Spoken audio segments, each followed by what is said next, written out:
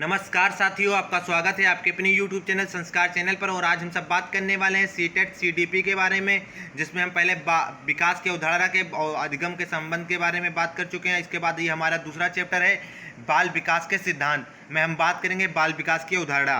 बाल विकास का सामान्य अर्थ होता है बालकों का मानसिक व शारीरिक विकास। विकास शारीरिक, मानसिक, सामाजिक, संज्ञानात्मक, भाषाई तथा धार्मिक इत्यादि होता है।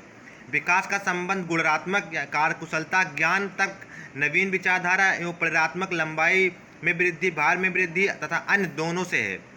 शिक्षकों को एक निश्चित आयु के सामान्य बालकों को शारीरिक, मानसिक, सामाजिक तथा संवेगात्मक परिपक्वता का ज्ञान होना आवश्यक है, जिससे वे अपनी क्रियाओं को नियंत्रित करके अपेक्षित दिशा प्रदान कर सकें।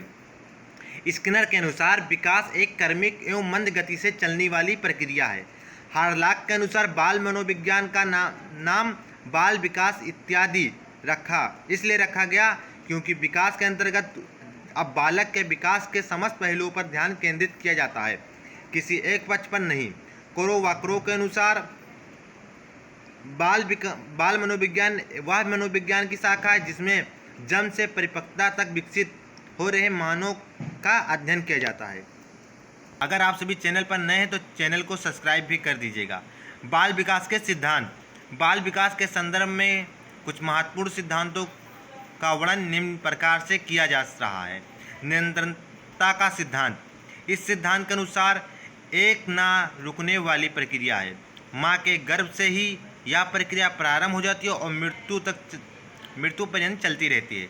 एक छोटे से नग्न आकार से अपना जीवन प्रारंभ करके हम सबके व्यक्तित्व के सभी पक्षों, शारीरिक, मानसिक, सामाजिक आदि का संपूर्ण विकास इसी निरंतरता के गुण के कारण भलीभांति संपर्क कर सकते हैं। सामान्य प्रतिमान का सिद्धांत। इस सिद्धांत के अनुसार बालकों का विकास और बुद्धि वृद्धि उनकी अपनी व्यक्तित्व के रूप में होती है। वे अपने स्वाभाविक गति से वृद्धि और विकास के विभिन्न क्षेत्रों में आगे बढ़ते रहते हैं। इसी कारण उनमें पर्याप्त भिन्नताएं देखने को मिलती है। किसी विकास के गति और तीव्र में किसी मन की होती है। ग्रेसल के अनुसार दो समान नहीं होते, परंतु सभी बालकों में विकास का क्रम समान होता है। विकास क्रम की एकरूपता। यह सिद्धांत बताता है कि विकास की गति एक जैसी न होने पर पर्याप्त व्यक्तिगत अंतर पाए जाने पर भी विकास क्रम में कुछ एकरूपता के दर्शन होते हैं। उदाहरण के लिए मनुष्य जाति के सभी बालकों की वृद्धि सिर की ओर प्रारंभ होती है। इसी तरह बालकों के गत्यात्मक और भाषा विकास में भी एक निश्चित प्रतिमान और क्रम के दर्शन किए जा सकते हैं। वृद्धि एवं विकास की गति की दर एक सी नहीं रहती। विकास की प्रक्रिया जीवन पर्यंत चलती रहती है, किंतु इस प्रक्रिया में विकास की गति हमेशा एक जैसी नहीं होती। शैशवावस्था से शुरू के वर्षों में यह गति कुछ तीव्र होती है, परंतु बाद में वर्षों में यह मंद पड़ जाती है। पुनः किशोरावस्था के प्रारंभ में इस गति में तेजी से वृद्धि होती है, परंतु यह अधिक समय तक नहीं बनी रहती। विकास के सामान्य से विशेष की ओर चलता है। विकास और वृद्धि की सभी दिशाओं में विशिष्ट क्रियाओं से पहले उनके समान रूप के दर्शन होते हैं। उदाहरण के लिए अपने हाथों से कुछ चीज़ पकड़ने से पहले बालक इधर से उधर हाथ मारने या फैलाने की कोशिश करता है। इसी तरह शुरू में एक नवजात शिशु के रोने और चिल्लाने में उसके सभी अंग प्रत्यंग भाग लेते हैं, परंतु बाद में वृद्धि और विकास की प्रक्रिया फलस्वरूप या क्रियाएं उसकी आँखों और वाक तंत्र की सीमित हो जाती है। परस्पर संबंध का सिद्धांत।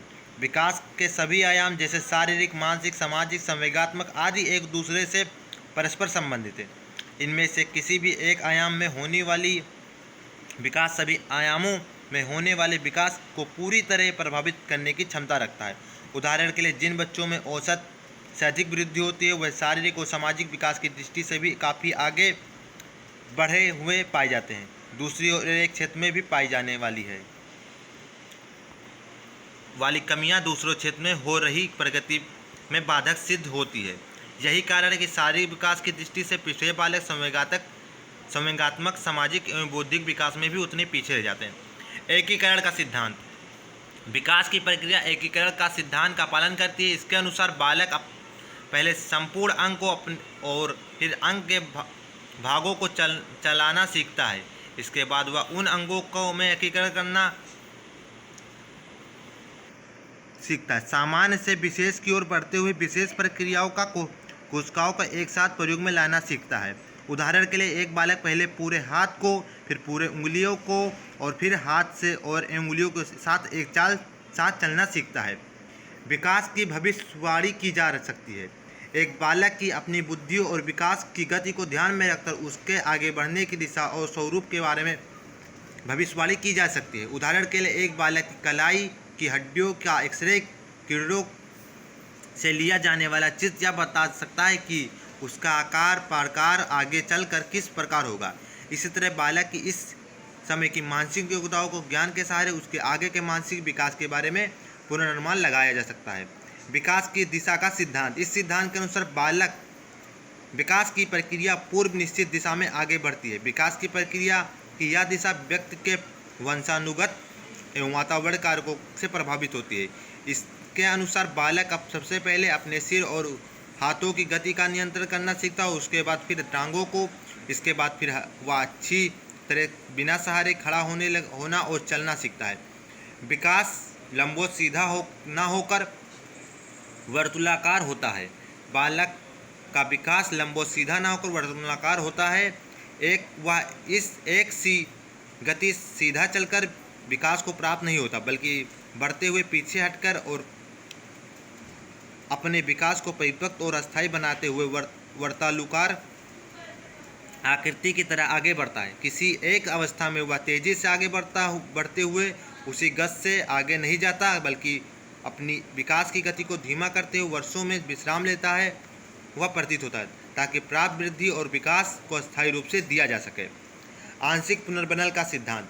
इसके प्रतिपादक जॉन डेलन नील मिलर है। पुनर्बनन से यह तात्पर्य है कि किसी अनुक्रिया को बार बार दोहराने से संभावना का बढ़ना या एक सतत पुनर्बनन की अपेक्षा अधिक प्रभावी होता है। चूँकि पुनर्बनन के माध्यम से नवीन प्रक्रियाओं को भी जन्म मिलता है। वृद्धि और विकास की क्रिया वंशानुक्रम और वातावरण को संयुक्त परिणाम है। बालक की वृद्धि और विकास को किसी स्तर पर वंशानुक्रम और वातावरण की संयुक्त देन माना जाता है। दूसरे शब्दों में वृद्धि और विकास की प्रक्रिया में वंशानुक्रम जहाँ का आधार कार्य करता है, वहाँ वातावरण इस आधार पर बनाए जाने वाले व्यक्तित्व संबंधी भवन के लिए आवश्यक सामग्री एवं वातावरण जुटाने में सहयोग देता है। अतः वृद्धि और विकास की प्रक्रियाओं में इन दोनों का समान महत्व दिया जाना आवश्यक हो जाता है। अगर आप सभी को हमारे चैनल अच्छा लगे तो प्लीज़ लाइक सब्सक्राइब और शेयर कीजिए। हम आपके लिए डेली क्लास डाल लाते रहेंगे और आप हमें टेलीग्राम से भी जुड़ सकते हैं, जिसका लिंक हम डिस्क्रिप्शन बॉक्स में दे देंगे। Thanks for watching.